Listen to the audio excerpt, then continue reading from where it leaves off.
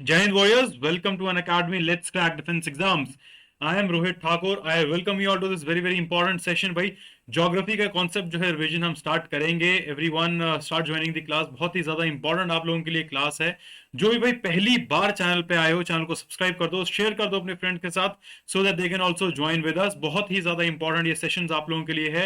Regular आप इन sessions को लगाइए और 100% you will be clearing your written examination. जो मेरे साथ भाई पहली बार जुड़ रहे हो, my name is Rohit Thakur. I am a verified defence educator, clearing CDS 4 times and being from defense background. Aspirants, I'll be guiding you for your defence examination. चलिए भाई जल्दी जल्दी आ जाइए. टेलीग्राम अगर आपने ज्वाइन नहीं किया है तो आप टेलीग्राम पे भी ज्वाइन हो सकते हो हमारे साथ.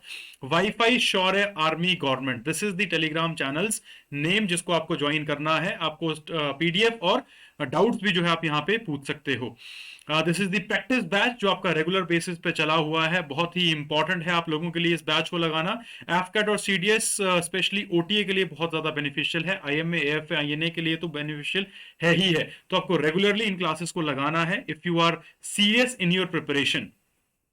एंड सैटरडे मैराथन, भाई सैटरडे मैराथन जो आपको है रिमाइंडर सेट कर लेना है अपने माइंड के अंदर. 15 जनवरी को कासिफ सर आपकी मैराथन लेंगे. उसके बाद जो है अमित सर आपकी मैराथन लेंगे. फिर मैं आपकी मैराथन लूंगा और लास्ट में जो अर्पित सर आपको जो है मैराथन लेके आपका एकदम बूस्ट अप कर देंगे आपको एग्जाम पॉइंट ऑफ व्यू से. ठीक है भाई, तो इसको आपको रिमाइंडर को सेट कर लेना है. एंड अभी तक किसी ने भाई सब्सक्रिप्शन नहीं लिया है अन अकेडमी का, तो भाई सब्सक्रिप्शन लीजिए और जो कोड है उसको यूज करिए RTH10. उसके साथ आपको डिस्काउंट भी मिलेगा और live interactive classes, weekly test, structured courses, unlimited access जो है उसका आपके पास रहेगा. आइकॉनिक सब्सक्रिप्शन अगर आप लेते हो तो उसमें आपको मिलेगी personal guidance, proper test analysis होगी उसमें, expert guideline, study material, study planner, everything will be shared with you. ठीक है भाई, तो आपको जो है इसको लेना है और अन अकेडमी के साथ जुड़ के अपने जितने भी आपके डिफेंस एग्जामिनेशन उनको आपको क्रैक करना है. दीज आर दी प्लान्स जो आप चूज कर सकते हो अपने नीड के अकॉर्डिंग. 12 मंथ का जो है सबसे ज्यादा वैल्यू फॉर मनी है और 6 और 3 महीने का भी अगर आपके पास लास्ट चांस है तो आप उसको भी ले सकते हो और रिकॉर्डेड सेशंस को देख सकते हो, लाइव क्लासेस को लगा सकते हो.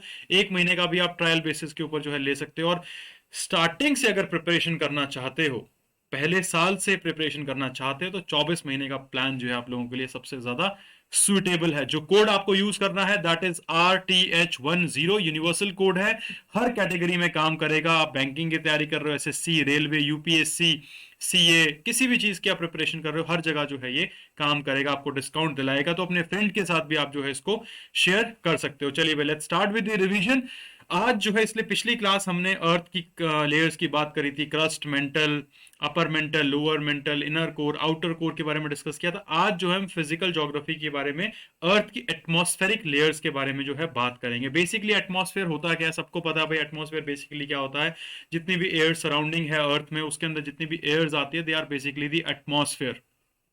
It the atmosphere is mixture of different gases like I told you. जो है हमको कौन सी ऑक्सीजन चाहिए होती है जीवित रहने के लिए, उसके साथ साथ कार्बन डाइऑक्साइड प्लांट्स को चाहिए होती है जीवित रहने के लिए. तो जितनी भी गैसेस हमारे एटमॉस्फेयर में होती है वो एटमॉस्फेयर को एक तरह से होल कंबाइन करती है. उसके साथ साथ हमारे एटमॉस्फेयर में जो है when we go to stratosphere, एक जो लेयर होती है वहां पे क्या होता है, ओजोन लेयर होती है, जो कि अल्ट्रा वायलेट रेस को पृथ्वी में आने से जो है रोकती है. तो इसको भी आपको ध्यान रखना है भाई. अल्ट्रा वायलेट को जो है आपका यूवी रेस को जो है which causes cancer, skin cancer इससे हो सकता है, तो उसको रोकती है. ओजोन लेयर जो है उसको पृथ्वी में आने से रोकती है. दीज आर दी विजुअल्स जो आपको ध्यान रखना है भाई. देखो पूरी layer, troposphere, tropopause, stratosphere, stratopause, mesosphere, mesopause, then we have thermosphere और उसके बाद आ जाता है आपका exosphere which is the outer space की जब हम बात करते हैं. ठीक है, आप देखिए like atmosphere is made up of different gases, water vapour, dust particles, everything इस चीजों से बना हुआ होता है. The composition of atmosphere is not static and it keeps on changing according to the time and place.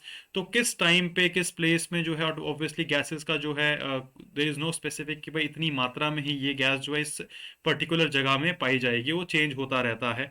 Nitrogen और oxygen जो है they are two main gases in the atmosphere and 99% of the atmosphere is made of these two gases. तो आपको पता ही है भाई, nitrogen सबसे ज्यादा होती है, फिर ऑक्सीजन होती है. तो आपको इसको जो है ध्यान में रखना है. चलिए भाई आगे बढ़ते हैं. इसके बाद आपको जो इंपॉर्टेंट चीजें exactly the other gases like argon, carbon dioxide, neon, helium, hydrogen, they are also gases जो हमारे एटमॉस्फेयर में पाई जाती है, बहुत माइन्यूट अमाउंट में जो है ये गैसेस पाई जाती है। ये आपको जो है चार्ट ध्यान रखना है। नाइट्रोजन है, ऑक्सीजन है, फिर आर्गन है, फिर कार्बन डाइऑक्साइड है। इसको आपको जो है भाई ध्यान में रखना है। Carbon dioxide is meteorologically a very important gas. It is transparent to incoming solar radiation but opaque to the outgoing terrestrial radiation. तो इसको आपको जो है ध्यान रखना है, बेसिकली इंपॉर्टेंट पॉइंट है ये। इनकमिंग सोलर रेडिएशन के लिए जो है ट्रांसपेरेंट होती है, बट जब टेरेस्ट्रियल रेडिएशन एक तरह से बाहर की तरफ जाता है तो इट इज बेसिकली ओपेक, तो ये ओपेक हो जाती है। ये आपको पॉइंट जो है ध्यान रखना है। उसके बाद बेसिकली ये रिस्पॉन्सिबल होती है ग्रीन हाउस इफेक्ट के लिए, ये भी आपको ध्यान रखना है।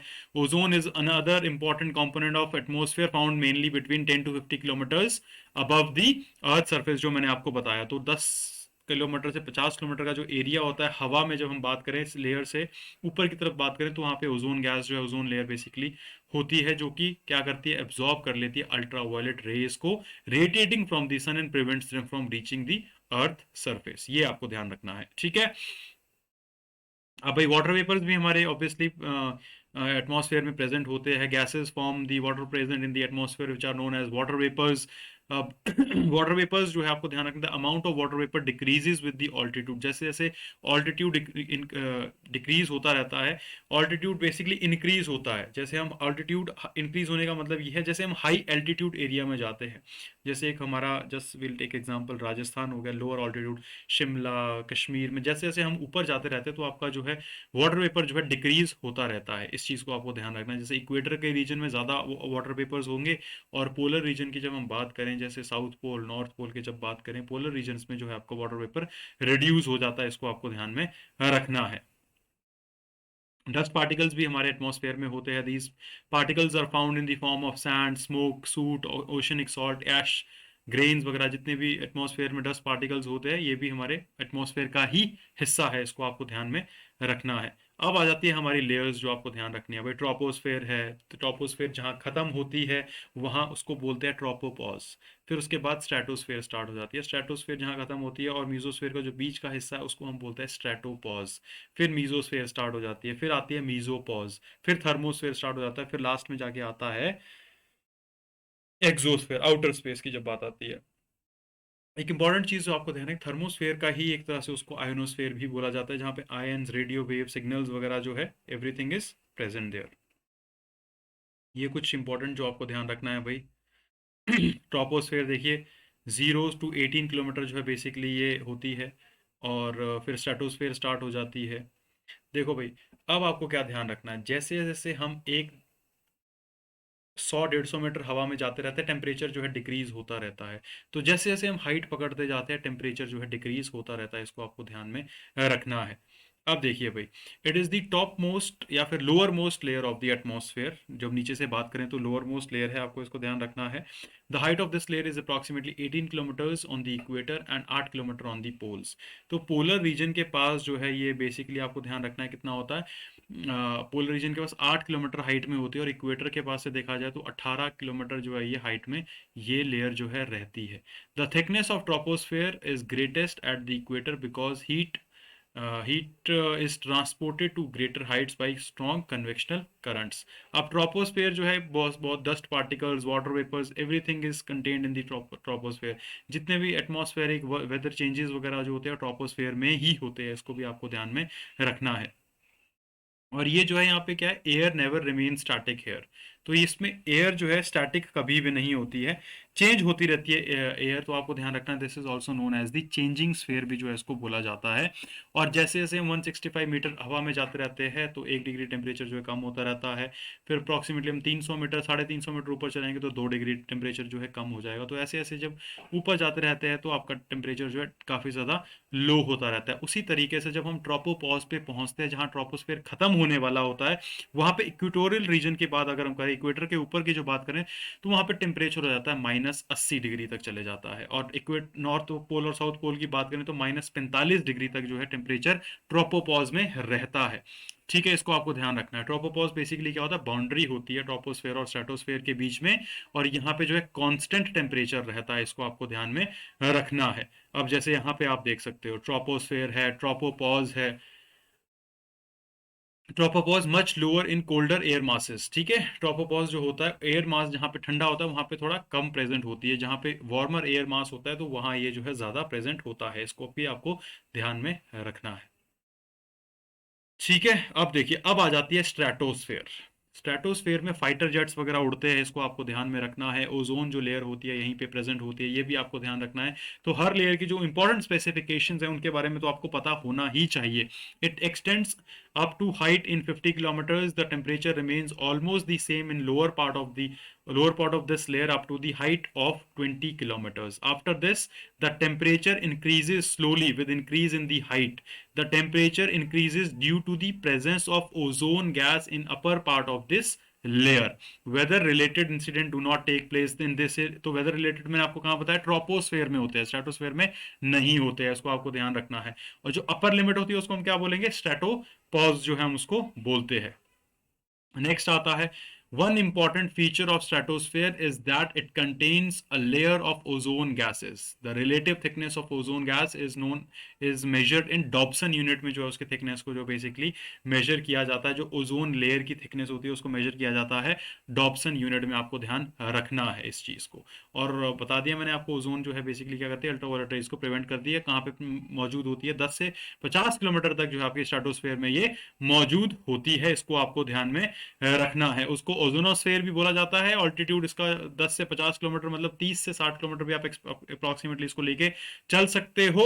Ozonosphere is also known as chemosphere because lot of chemical changes goes on here. Temperature rises at the rate of 5 kilometre per kilometre के हिसाब से 5 डिग्री पर सेल्सियस जो है, 5 डिग्री सेल्सियस जो है पर किलोमीटर के हिसाब से इंक्रीज होता है। मतलब जैसे जैसे हम 1 किलोमीटर ऊपर जाते जाएंगे 5 डिग्री टेम्परेचर बढ़ जाएगा ओजोनोस्फेयर की जब हम बात करते हैं। तो काफी ज्यादा गर्मी भी जो है इस लेयर में मौजूद होती है। अब जैसे स्ट्रेटोपॉज आ जाता है, जहां पे पॉज हो जाती है लेयर, फिर आपका क्या होता है, मीजोस्फेयर स्टार्ट हो जाता है। फिर मीजो स्ट्रेटोपॉज तक तो टेम्परेचर बेसिकली इंक्रीज हो रहा था आपका।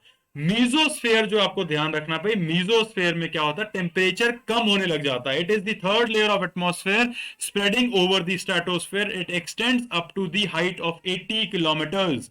This layer, the temperature start decreasing with increasing altitude and reaches up to 100 degree Celsius in -100 degree तक जो है मीजोस्फेयर में टेम्परेचर कम हो जाता है। जैसे जैसे मीजोस्फेयर में ऊपर जाते जाते मीजोपॉज तक जब बात आती है, तब टेम्परेचर जो है भाई बहुत ठंडा हो जाता है। अब यहां पर आपको क्या ध्यान रखना है, जो शूटिंग स्टार्स होते हैं, पूरी की पूरी जब आप घर में बालकनी में बैठे होते हैं, शूटिंग स्टार आपको दिखते हैं, वो मीजोस्फेयर लेयर में बेसिकली घटना ये जो है घटित होती है। तो इसको आपको ध्यान में रखना है। और जहां ये खत्म हो जाती है उसको हम क्या बोलेंगे भाई, मीजोपॉज उसको हम बोलेंगे। फिर मीजोपॉज के पास क्या आता है, आयनोस्फेयर या फिर थर्मोस्फेयर जो है उसको हम बोलते हैं। तो थर्मोस्फेयर के अंदर क्या होता है, थर्मोस्फेयर जो बेसिकली टेम्परेचर, थर्मो से ही पता लगा, टेम्परेचर इंक्रीज होना स्टार्ट हो जाएगा।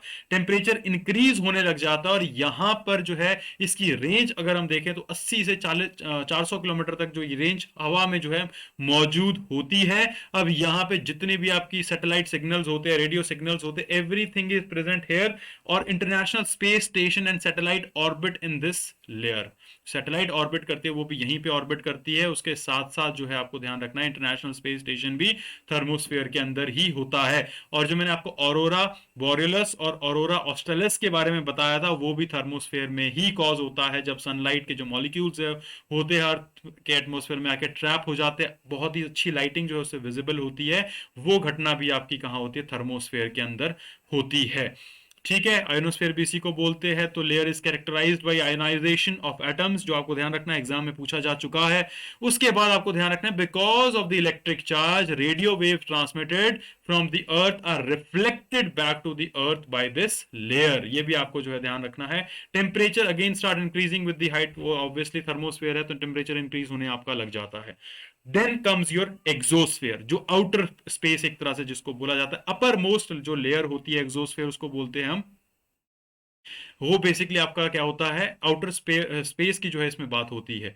The layer is extremely rarefied and temperature gradually increases through this layer, temperature increase होने लग जाता है, काफी ज्यादा जो गैसेज है यहाँ पे हीलियम हाइड्रोजन जो है स्पेस में आ जाती है। मैंने आपको फर्स्ट क्लास में बताया था कि हमारा जो यूनिवर्स है हाइड्रोजन 90% हाइड्रोजन से वो बना हुआ है।